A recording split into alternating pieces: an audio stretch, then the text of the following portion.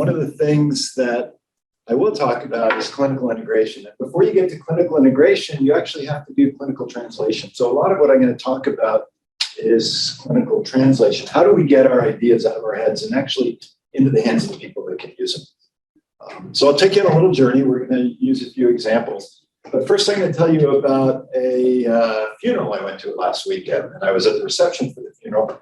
And there was a young woman who was a journalist. And she asked me if I thought the amount of regulation that was being applied to medical devices was appropriate. And I really stopped for a long time before I thought about it. And I said, why, yes, I think it is. And it turns out she had just watched this Netflix documentary called The Bleeding Edge. An eye-opening look at the fast-growing medical device industry reveals how the rush to innovate can lead to devastating consequences for patients. Now, if you've watched this documentary, it can break your heart because there are a lot of stories about when things go wrong. But I actually recommended that instead of watching that documentary, she read this publication from the Institute of Medicine and the National Academies. And it's really a great review of medical devices in the public health, the 510K process after 35 years. And if you have any questions about whether you think the amount of regulation of medical devices is appropriate, I'd recommend that you read this too. So that's how I'm going to start. What we're going to talk about today is sort of the regulatory environment that surrounds medical devices. Here's a small little ambulatory infusion pump. And all of those initials are all of the regulatory agencies that have something to say about this small little handheld infusion pump. So today I'm going to talk to you about clinical translation, about some of the regulations that are surrounded, how that affects us in our jobs with academic research, and what some of these requirements are that we really need to pay attention to. I really don't want to bum you out with all of these domestic and international regulations. But these three in particular, design control, risk management, and biocompatibility, otherwise known as toxicity, are incredibly important to what we do. So clinical trial regulation, before we do any clinical trials, and that happens here at Boston Children's as well as other institutions around the United States and around the world, we have to pay attention to good clinical practices as regulated through 21 CFR. We often need an investigational device exemption, again, 21 CFR, institutional review board, again, 21 CFR. Protection of human subjects, financial disclosures, and there we are with design controls again. So 21 CFR. What is 21 CFR? What is 21 CFR? Well, here it is, US Code, 50 titles. I call this the owner's manual of the United States of America. And you can see all through here, public buildings, Navy, agriculture, and right there is Title 21, food and drugs. That's what we have to pay attention to. And that's really what runs our lives as academic researchers, when we have to pay attention to getting our ideas into the hands of the users. So I'm going to tell you a story about three different products here, and we're going to look at institutional review board requirements, food and drug, whether animal testing is required, human clinical testing, is that required? Toxicity and risk, are they required? What about a quality system? So the first one is an intra-abdominal pressure sensor that we developed for looking at pelvic floor disorders. The next one is a dual cap anti-infective device that I hope you're using in your hospital right now. And the third one is our cardiac imaging device. How did we get that from the rats that we started playing around with in 2013 to finish a 70-person clinical trial that we just got done here at Boston Children's? So intra-abdominal pressure is implicated in the recurrence of pelvic floor disorders. We studied this extensively. There was a problem, though. We couldn't track intra-abdominal pressure outside the laboratory environment. So this is the design control process. We start with the user needs. AK, what do you need, right? So that's, as an engineer, I'm going to ask the clinicians what they need. We get user needs. Then we go into design input. Everybody feels that design input is probably the most important part of any design process. What are we trying to make? We go through the design process, design output, and then we go through verification and validation testing. So for this intra-abdominal pressure device, we developed over 120 requirements. That was even before we started making the device. They went to the IRB. This is a device. It's not a simple device. It's fairly complex. We manufactured these in a laboratory environment, did the design, manufacture, and testing, and conducted over 1,000 clinical trials using this. These are intra-abdominal pressure profiles we're able to measure. And we're able to publish we publish a lot of papers, but these are a couple of really meaningful ones. The effect of walking speeds on carrying techniques. We wouldn't be able to do this unless we were able to do clinical trials. So what we found was that if you're carrying your baby 13.6 kilograms, your intra-abdominal pressure is lowest if you carry it in front or with a double arm hang. Well, you're not going to break your baby in half, but so carrying it in backpack is the lowest intra-abdominal pressure. Whatever you do, don't carry your baby in front of you or carry your baby awkwardly. You can generate tremendous amounts of intra-abdominal pressure.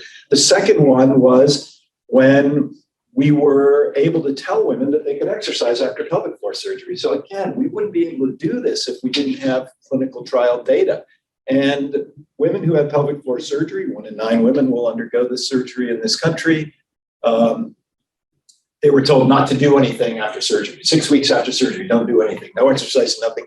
And we showed that of all the Pilates exercises that you could do, there was only one that would raise your intra-abdominal pressure higher than getting out of a chair. So we were able to rewrite the post-surgical guidelines using these clinical trials. So what did we do? We developed this per AB standards, the Association for the Advancement of Medical Instrumentation. We developed the sensor. We performed biocompatibility, and we performed risk management. And with those two, we went to the institutional review board with the design control data and with all of the documentation. And they decided that it was a non-significant risk and allowed us to go ahead with the trial. And that's important. So we have this non-significant risk. We can go ahead with the trial, and we can get those data to make a difference. So that's an example of how we can use clinical trial data in an academic setting without having to commercialize anything.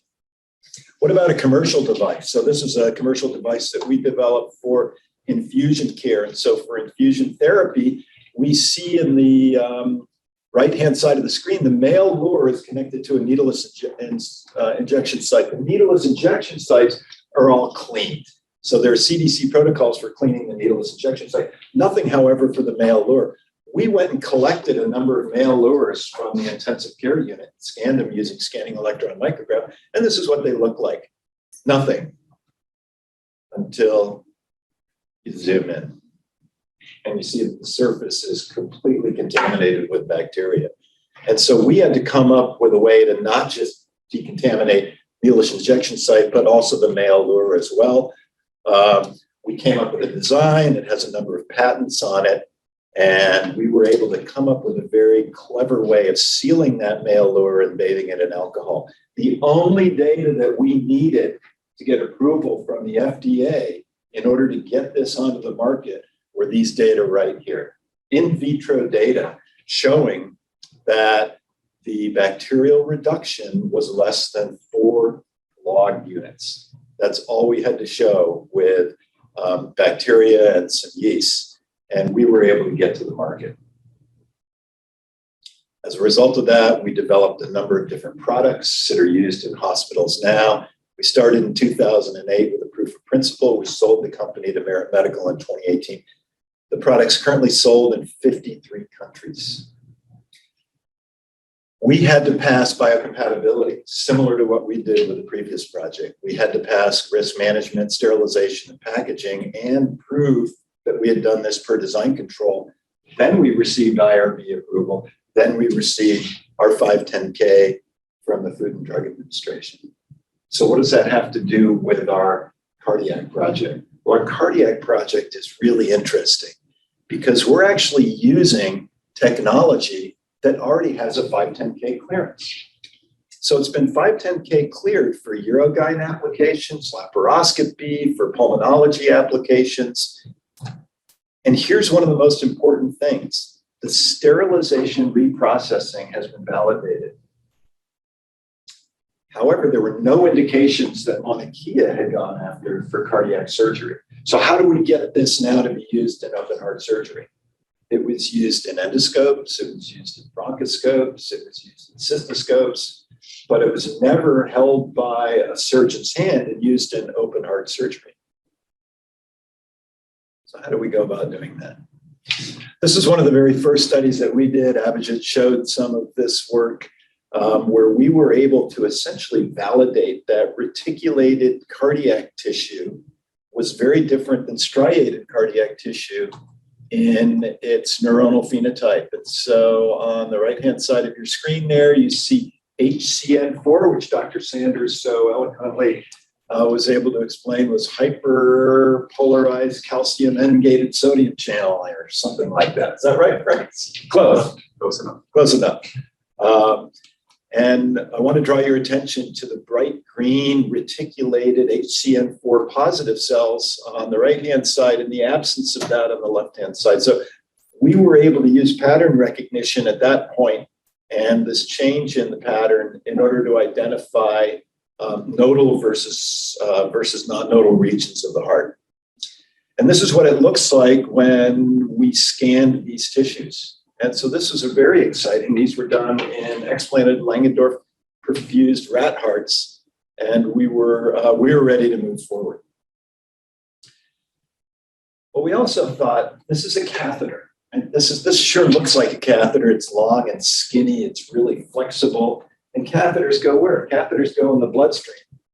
So Frank said to me, he said, I think we could stick this in the bloodstream and put it in a beating heart. I said, Frank, you can't even hold this still enough with your hand. How can you possibly put this in a beating heart? And so the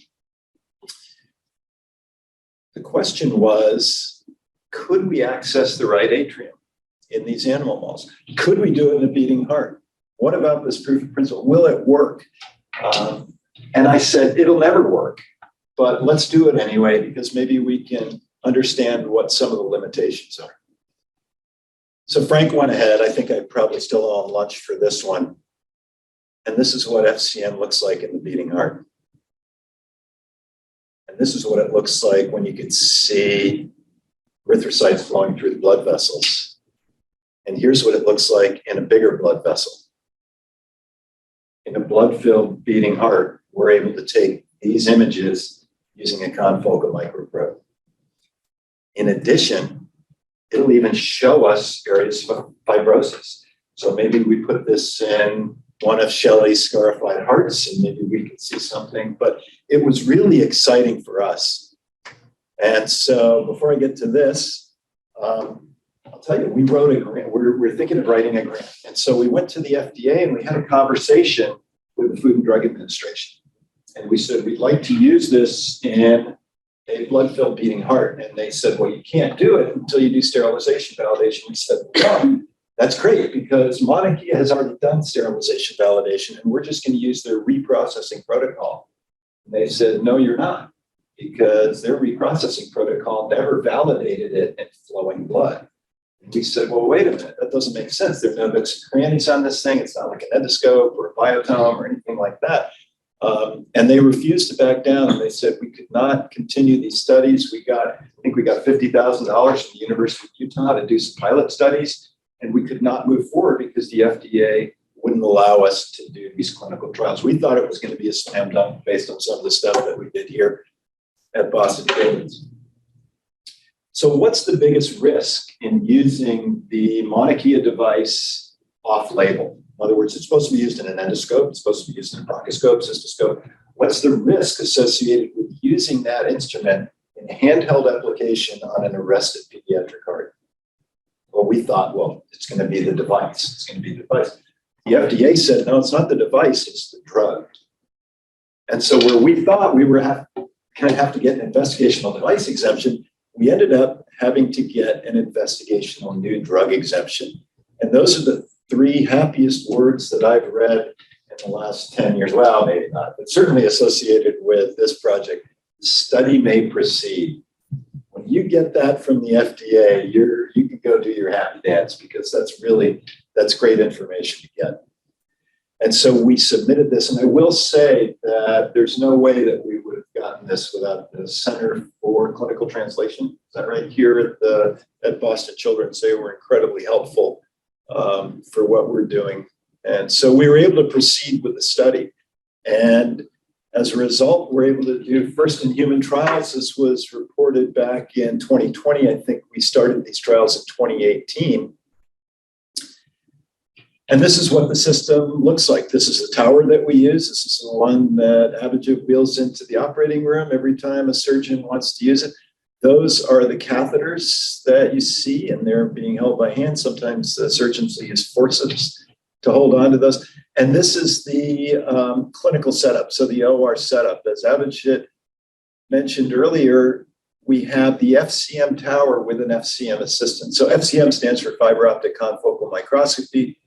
The surgeon has to look down in the operative field and glance up at the tower at the same time, calling out like, who was it, Lizzie, who said playing Battleship. I can't believe that's in our modern lexicon. But it's the same thing where Dr. Kaza will talk about where he is in the surgical field and call that out to the FCM assistant. This is what it looks like from the surgeon's head cam. And so the imaging probe is held by hand while other instruments are used to separate the tissue. And this is it in real time, where they're able to identify the tissue, call out the regions of interest, and the FCM operator can record all at the same time. So we do believe that there's room for some improvement there. So the key question that we asked from this Optima trial, from the early Optima trial, was can fiber optic microscopy safely utilized for intraoperative identification of conductive tissue regions? We found no adverse events. When we published this first paper, the image regions displayed microstructural differences, which was really exciting for us. And as a result, we came to the conclusion that it was safe, detects microstructural differences, and is well integrated into the surgical workflow. So here's the Optima translation. We started in 2013 with rats, and less than 10 years later, we completed a 70-person clinical trial. The first in human trials were in 2019. Along the way, biocompatibility was required. Risk management was required, sterilization was required, packaging, design control. All of that was done by the manufacturer, by Mauna Kea. All of that was done in order to get their 510K. We were able to get our investigational new drug exemption, leveraging off everything that they did and off the prior work that we did. So translation requirements, what's required for translation? So IAP, the intra-abdominal pressure monitoring device. Did we need an IRB? Yes, we did. Did we need FDA approval? No, we didn't need any animal testing. We did human clinical testing. We did cytotoxicity, referencing off ISO 10993. We did risk assessment, and we did use a quality system.